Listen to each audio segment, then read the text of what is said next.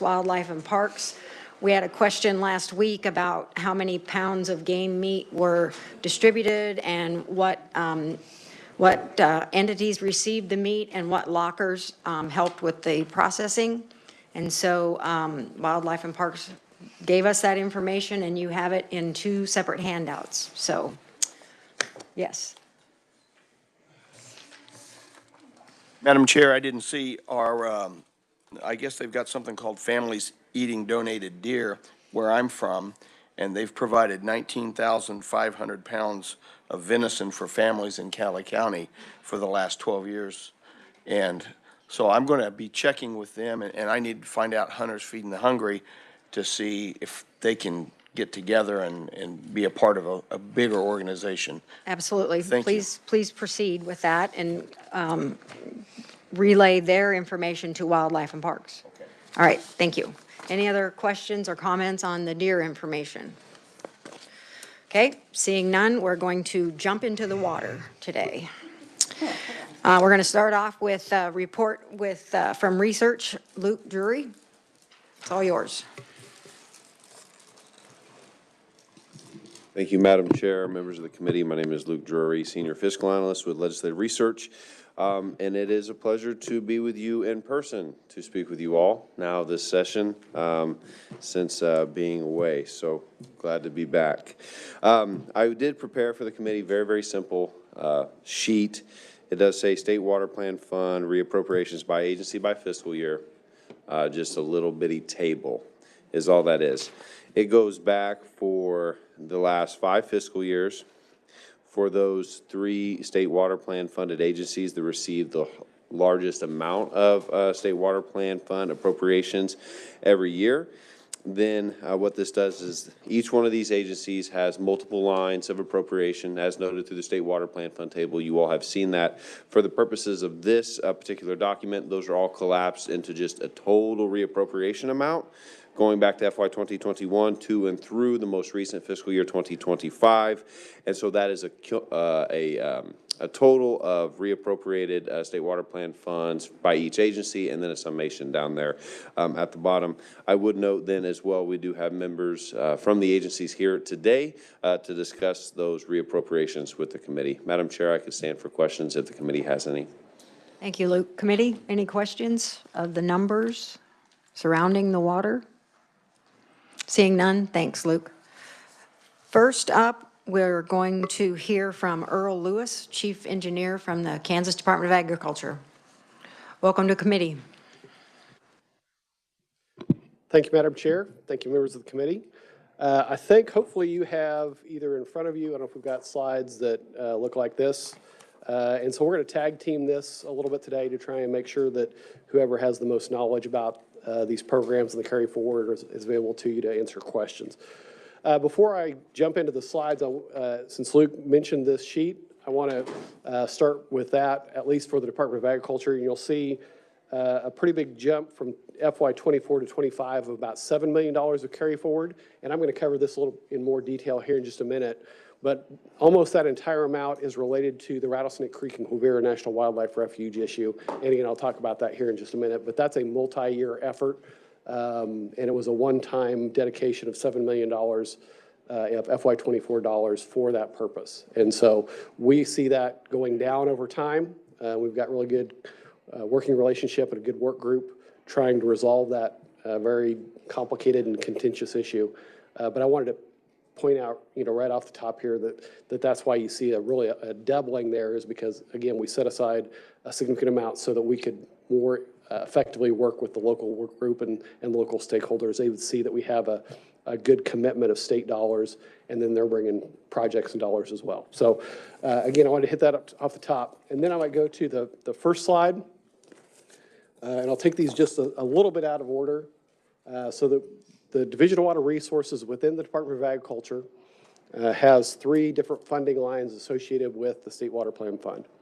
And you can see the interstate water issues, water use database modernization, and then sub-basin water resources management. I'm going to take that a little bit out of order.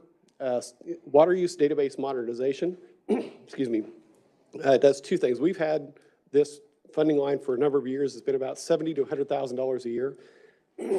Sorry. And it pays for, we have an outside contract with Kansas Geological Survey, Data Access and Support Center to support our online water use reporting portal. So each year, we have about 31,000 water rights in the state of Kansas that are required to submit annual water use reports. And a few years ago, we developed an online portal so folks could go online each year, and about 90 to 95% of the folks do that now. And so between January 1 and March 1, we're working with KGS on that portal, and they maintain that and operate that for us. And so we get that information in electronically, and it feeds right into our water rights database. So that's about 100,000 of that. A year ago, we asked for, and that number went from $100,000 to $250,000. We had an outside review of our application processes done. And one of the things they identified, right now, if you want to apply for a water right or a permit from us, that all is in paper form. And the best we can do is somebody calls and gives us the fee by a credit card. And so that was identified, as you might expect, as a real gap for us in interacting with the public and how people do business now. And so we've been trying to get, an outside vendor to work with us over the last year to try and take what we do currently in paper form and get it so that folks can go online, submit their applications, submit any forms that we have, any information, and be able to submit all that electronically, make them more efficient and make us more efficient on our side as well. Hopefully we can get to where we can track that process, and so folks will understand if there's an issue with why it's taking so long. They can understand what that is. They can see where they're at in the process. We also want to get to a point where people can get information out of us a little more easily. We are the keeper of public records. And right now, if somebody wants information about water rights in their area, typically they have to send us a core request, and we have to dedicate somebody to pull all that information. We want to get to a point where if there are simple requests, people can go online, fill that out, they can get that information. Right, and so we can start to interact with people again the way that they interact with everybody else in the world. We're in the process of getting that finalized and getting a contractor on board so we can start to move in that direction. And again, that's part of the reason it's taken a lot longer than we expected to get that process started, get the outside vendor identified, and get that process started. That's part of the reason we carried forward money in that area. Interstate water issues. We have about 4 staff that are paid wholly or partially from this fund, supporting our Kansas River Compact or Republican River Compact. We also have outside contracts with engineering firms to help support the technical nature of those. Long-term contracts, 3 to 5 year contracts, so that we keep some institutional knowledge in those on that side of it as well.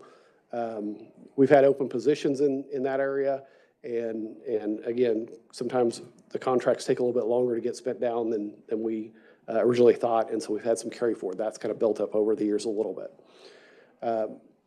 In the sub-basin, there's 2 different things, sub-basin water resources management. Again, we've got a number of folks that are paid for that, dealing with local enhanced management areas, water conservation area development, some of those water conservation tools that we've put in place. And again, we appreciate the legislature's development and passing those tools over the years, put us in a good position to work with folks. We've got staff that work with the public to try and make sure we can get good plans in place. Again, we've had open positions, and then at times we have contracts with outside folks. And again, so both the interstate and the sub-basin are kind of an accumulation over a number of years. One of the things that we dedicated to do this year was take some of that carry forward from those 2 programs. We had a large demand for livestock watering cost share, right? That was something the legislature added last year. And again, appreciate the dedication of those funds last year. We saw a lot of demand, more demand than we actually thought. And so we're going to be dedicating $500,000 this carry forward from those 2 programs to try and alleviate some of that demand. So again, seeing we saw some grow over the years, we're going to take that and dedicate it to an area that's got high demand and high need right now. The other part, the bulk of the sub-basin water resources management program that has carried forward is, again, associated with the Rattlesnake Creek. And again, Rattlesnake Creek is south central Kansas, where we've got a senior federal reserved water right with Guerrero National Wildlife Refuge, and an area of junior groundwater pumpers, about 1,400 different pumps upstream that are impacting that senior surface water right. And so we're working with local groundwater management district, local water bank, number of the ag organizations to try and put together a plan to resolve that without causing too much harm to the local community. Again, there's about $3 million in this pot that is dedicated towards that. Again, looking at helping to make sure we get our augmentation plan in place quickly, some of the studies and some of those kind of things. There's one that's in a couple slides down that's in the Division of Conservation, and Josh McGinn is going to cover most of Division of Conservation for us here. But I wanted to touch on that. I don't know if you could skip down a couple slides here real quick and then come back. One more right there. So the last one, one back, I think up one here, right there. The last point there on is Water Transition Assistance Program and CREP. And so that's where the rest of that $7 million, so $4 million of that $7 million went into the water transition and CREP line. And so we have worked with the local water bank, again with the ag organizations, and have just executed an agreement with Kansas Corn and the local water bank in which we are paying a portion of the cost to lease water rights over the next 5 years so that farmers can remain profitable, but the water use will go down while we get some of these other actions in place. We have, through the water bank, dedicated about $2.8 million of that $4 million to date. Again, this is going to be over a 4 or 5 year period, and we've got an open call for other folks to sign up at this point as well. So we expect that the rest of that money is going to be taken up over the next year or two. The thing I want to point out here is we're paying a portion of that lease cost, but the locals stepped up and have gathered money on their own. They have dedicated about $1.5 million of local money to match with the state money for those leases. And that's a one year dedication on their part. They're going to have to come back and do that again another 2 or 3 times, whereas ours is a one-time dedication to that $4 million. So I really want to thank and congratulate the local folks that really took the opportunity and stepped up and raised local money and really are working hard to match the state money and try and bring some resolution here. So again, that's the majority of those. I'll stand for questions whenever you want, Madam Chair, but that's the ones I wanted to hit on.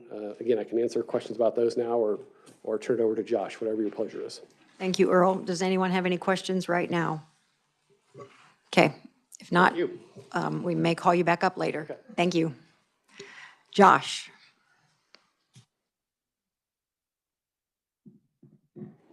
All right, thank you, Madam Chair and members of the committee.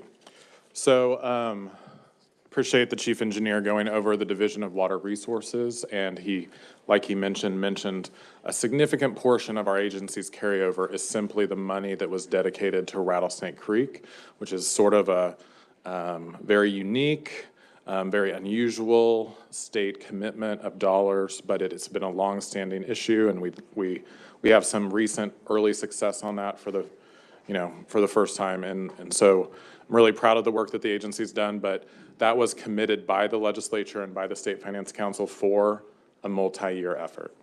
For the Division of Conservation, I think I'm maybe on a slide before this. Let me see. Yeah, there it is.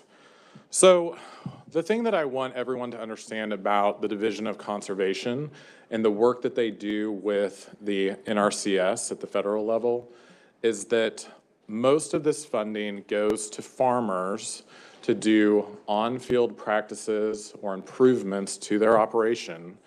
And as a result of that, they have contracts through the local conservation districts working with NRCS and working with our team, relatively small team at the state level, to help farmers and producers engage in practices such as irrigation technology or cover crops or others, and I have a whole list here, that help those farmers increase their productivity, improve their operation, but also have some sort of environmental or conservation-oriented goal in mind.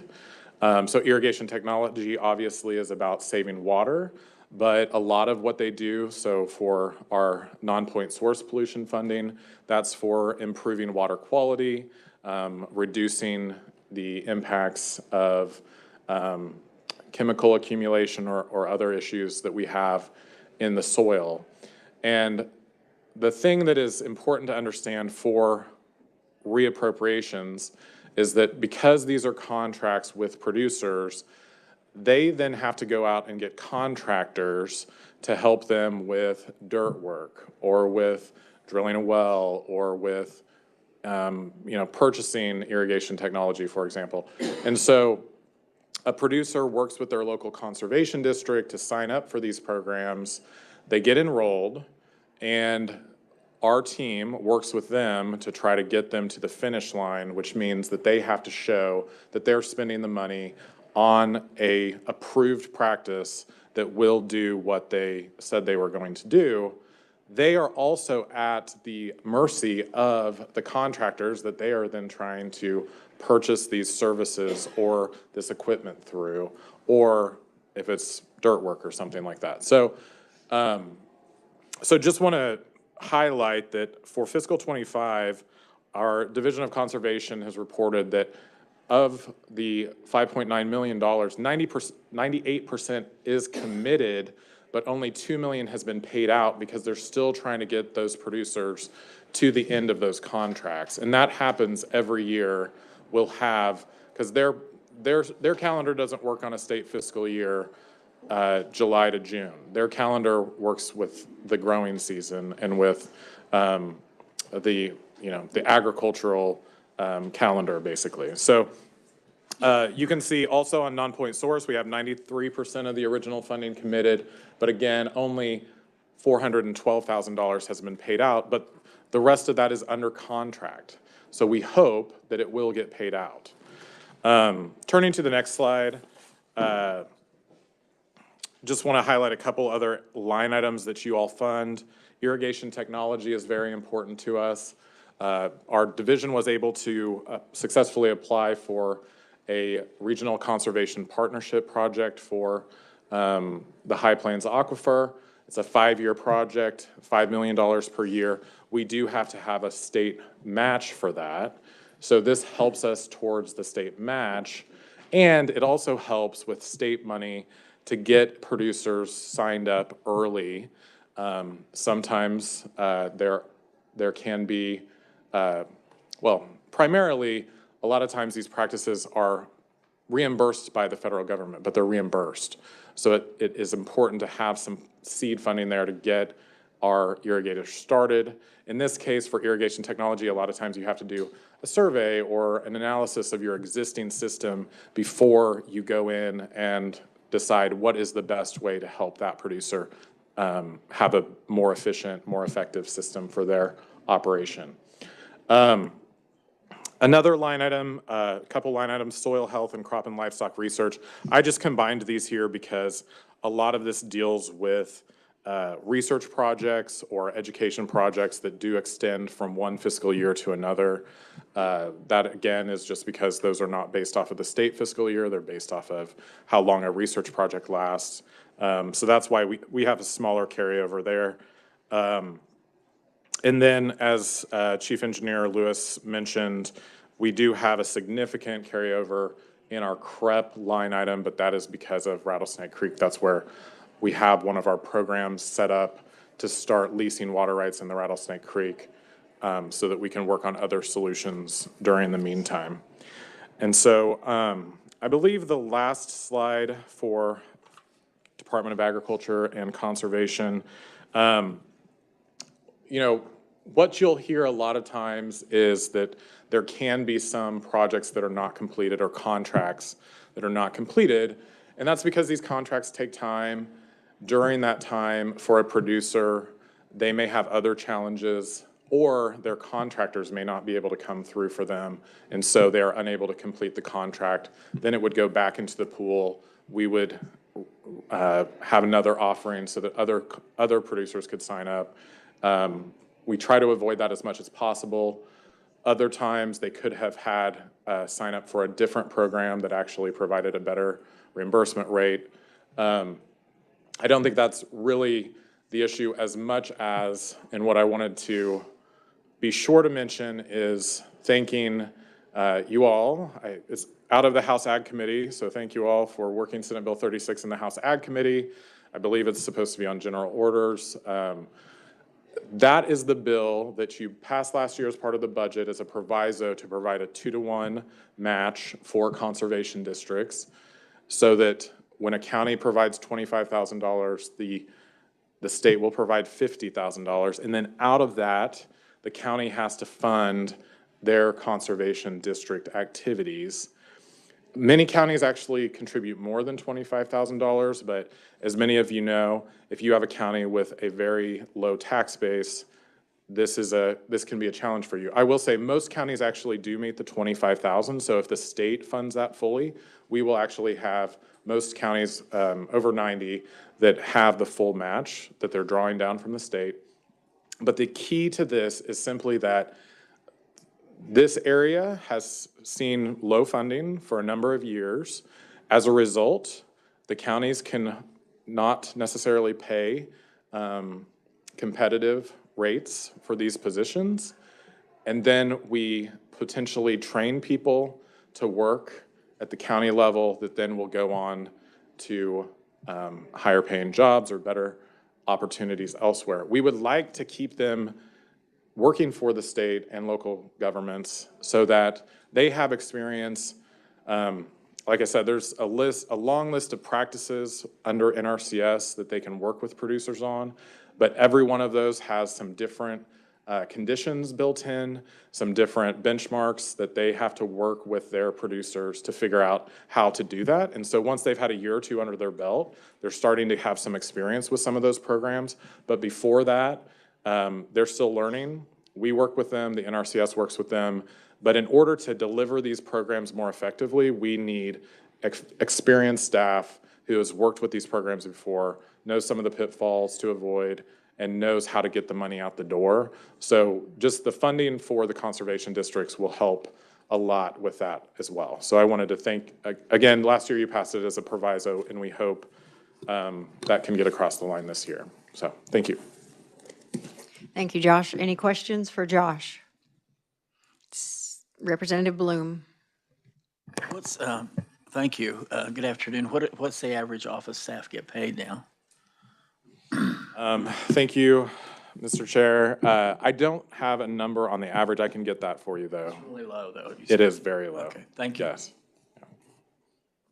Any other questions for now? Seeing none, thank you, Josh. Thank you. Okay, now we're going to move to the Kansas Water Office, Victoria Asbury. Welcome to committee.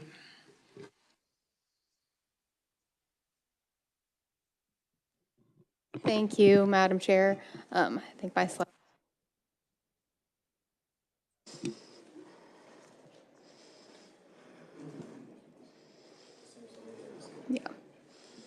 Yeah, so the water office slides are the last two in that same deck that you were just looking at. So give it just a second to pull up.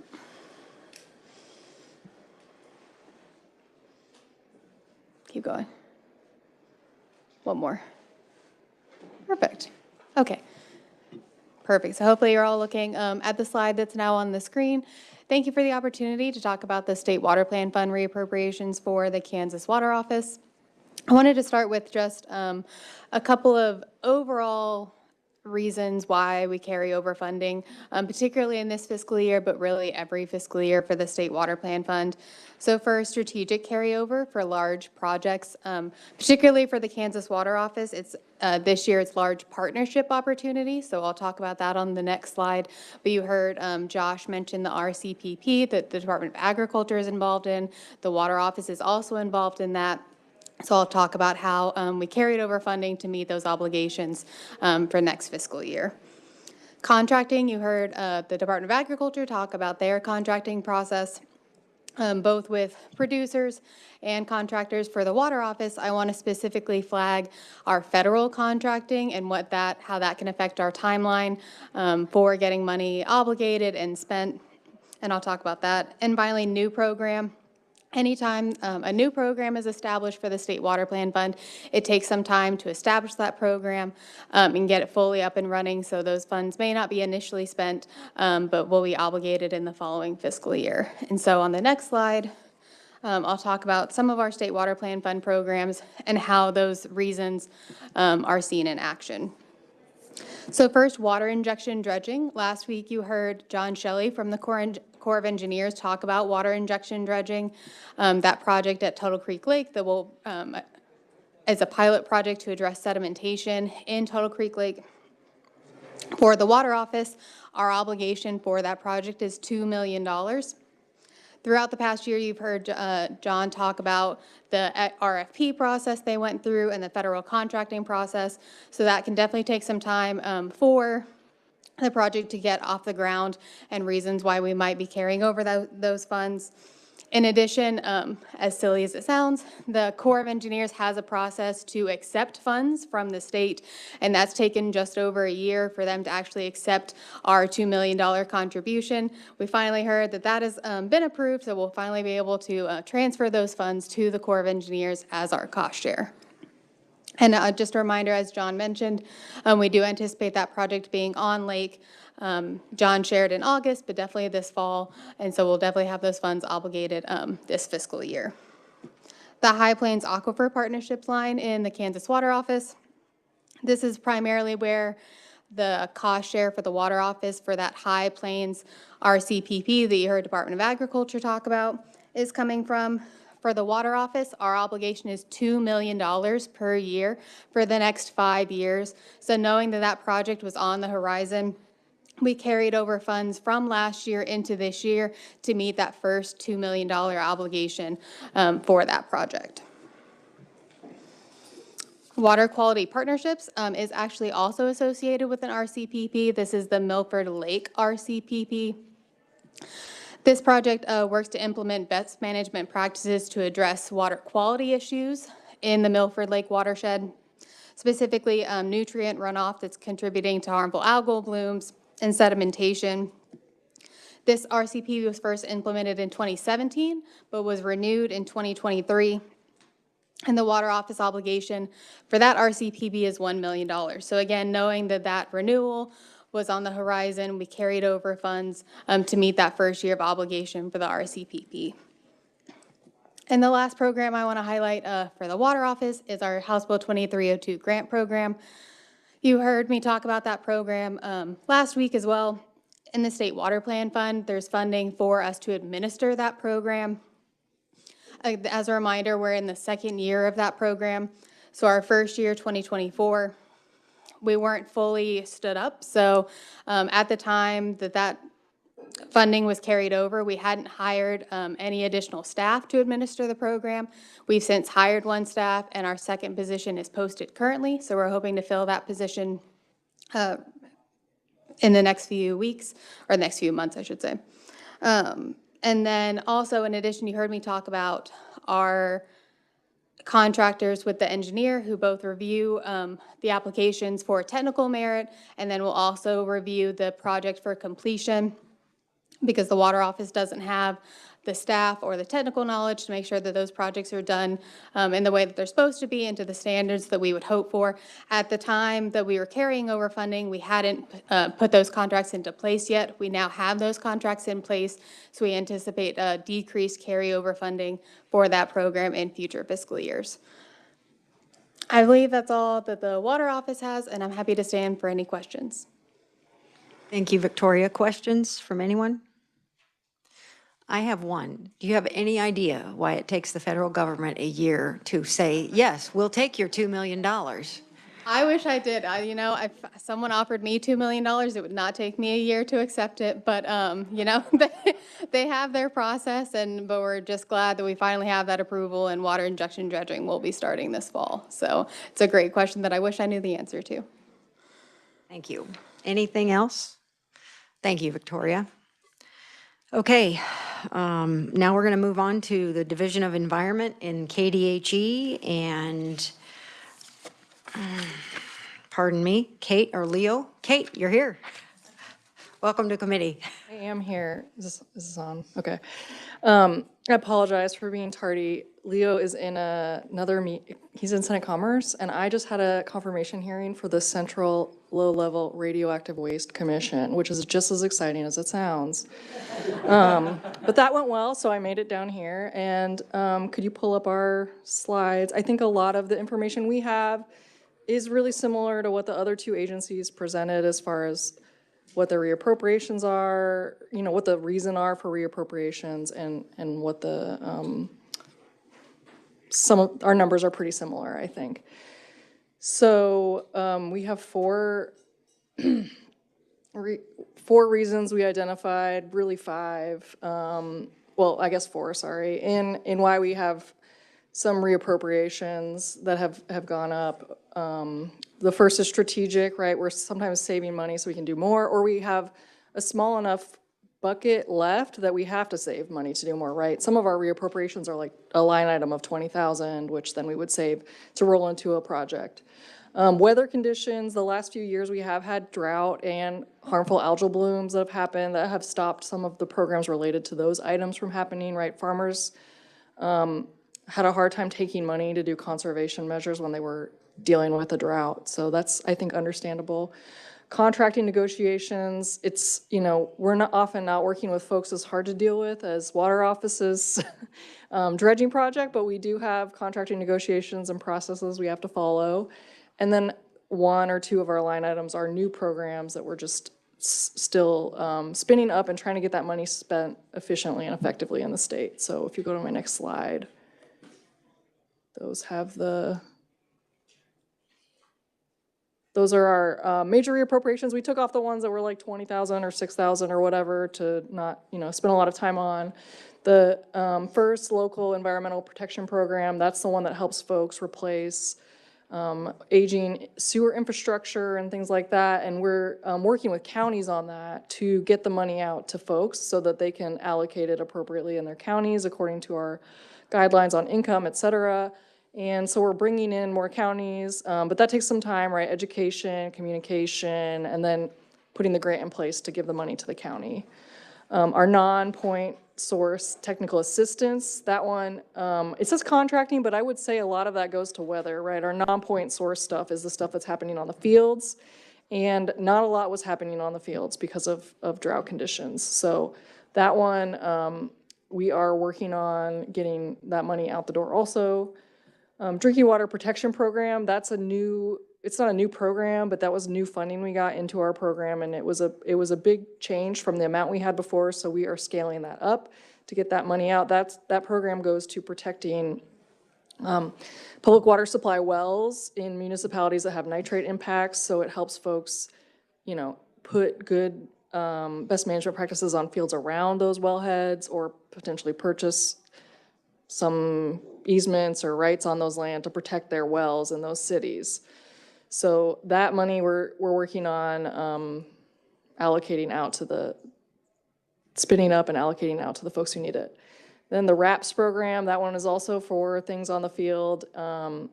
We had some weather-related delays with that. We also strategically were working to get a new watershed involved. And so we are working through all of that. And I think a lot of this money is already encumbered, honestly, that you're seeing here on the slide, or maybe not encumbered, but we have, started the process of encumbering it to get it out to folks. So I want to keep that in mind as we move forward. And then the big one, the big bucket that we have, small town infrastructure, that was funding we got last year for this fiscal year during the session. So we received it, we've gotten it out. It is, if it's not spent yet, the checks will be mailed any day because we have that under contract with 2 municipalities in Riley County to do some major projects there to help with their infrastructure. So we are looking at the end of this fiscal year in a few months of being down from that number, which was, I think, around 5 or 6 million total, to 1.1 million already. And we think that that's a good number to be at. That reflects more of, it's a little bit closer to where we like to be as far as these reappropriations go from year to year going forward and where we have been historically. So that's all the information I prepared today. Does anyone have any? I'm happy to stand for questions. Thank you, Kate. Does anyone have any questions? Representative Carlin. Thank you. I picked up on some things that I happen to be a little bit familiar with, but if you can update me on the on your number one, the environmental protection program. I'm not sure if I know what that is. Is that like the lagoon at Keats project, or the local environmental protection program is the lagoon guy? Is the program that funds drinking water, private domestic drinking water well testing, and also sewer system upgrades for folks who have low income. So it's So it's individual, like individuals. house to house or street or some. Correct, right. The legislature has allocated a lot of money for us to spend on public water supplies and public wastewater systems. This helps those folks who are in rural areas, who aren't hooked up to those and maybe have needs to upgrade those systems and get them in compliance because, right, a leaky sewer system can then affect their drinking water source or whatever. It can leach to groundwater, things like that. So we want to make sure that those are getting upgraded as well. Well, I think the reason I thought it was maybe the Keats project might be included in that is because I think that their lagoon was doing something into the water system, but it was a county project I kind of looked at a little bit from here, but I don't have the details on it. I know they've been working and getting progress on it. Also, did you say there were 2 small towns in Riley County that have projects or two? Yeah, projects? and I'm blanking on the names of them right now. One is University Park. And I can't remember the name of the other. Keats, thank you. Okay, that's the other one. Yeah, That's one I that was- we have allocated funding to because they had some pretty serious sewer system issues that we were working with them on. Thank you very much. I might ask Leo in a minute. Representative Bloom. Thank you. Good afternoon. I have a small town in my district. It's Greene, Kansas. There's 90 people there. Their nitrate system went down. Do they have to apply for grants or like this new drinking water protection program? Could that help them out? Because it's going to be like $40,000 and they have no money. I think that we can talk offline about the resources we have available for them because I'm not sure whether they would be eligible for drinking water protection, but certainly if they are, that would be a great resource for them. And then, yeah, the small town infrastructure, they obviously will be eligible for funding for that if they're selected. How long would it take? I mean, they need this pretty quick. Would it take like a year or so, or? I can't tell you right now I mean, the it probably timelines. wouldn't be soon though, right? I can't speak to that. The water office actually is handling the grants, and I don't know if we want to ask them what the next window open is for applications and grant The awards. thing is, it just broke down and Right. they didn't put a grant in. They didn't know it was going to break down. Okay, Thank you. thank you. Any other questions? Representative Alcala. Thank you for your presentation. I do have a question for you. And I'm curious because I really don't understand this. I have wells within my district that are drinking water for people that live on those wells. But recently, a business has bought almost 60 acres of property, and they want to use that well water, or they call it groundwater, for 59 of those acres at 800 gallons per minute. Will that run down the drinking water, or how is that gauged so when they get permission to be able to do that, that they don't run those wells dry and make them have to dig deeper? Yeah, this is a Earl Lewis question, although I'm not seeing him, so Josh may be the right person to answer it. Thank you, Representative.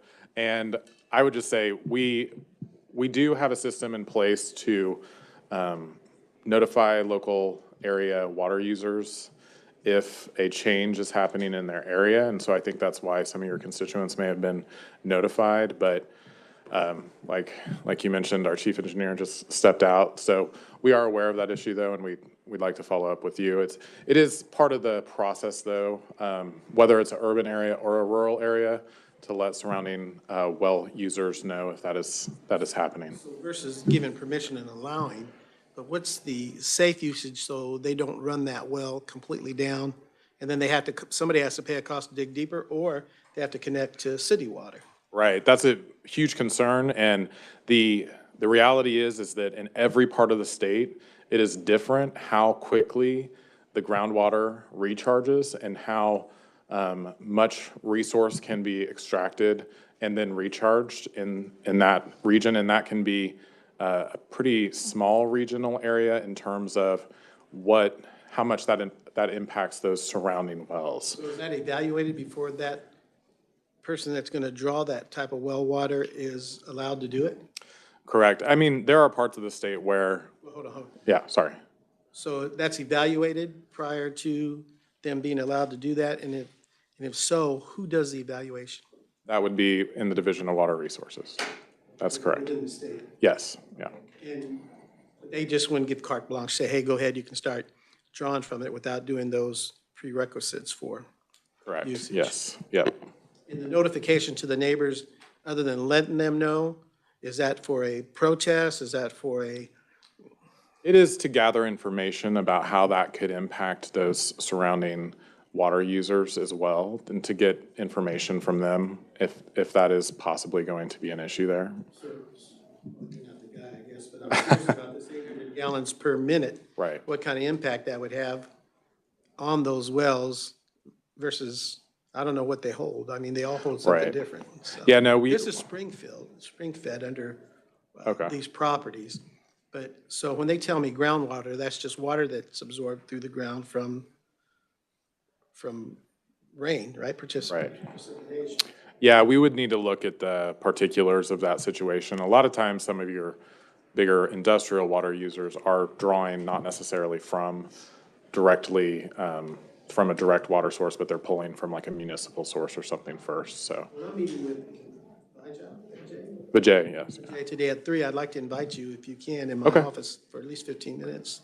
for sure. I would Thank like to just let Vijay, but I will, no, I'm joking. Thank you, Madam Chair. Happy to be there, thank you. So point of clarification, this 800 gallons a minute, is that a constant thing, or is that only when that entity needs the water? We don't know how often that would be. Okay.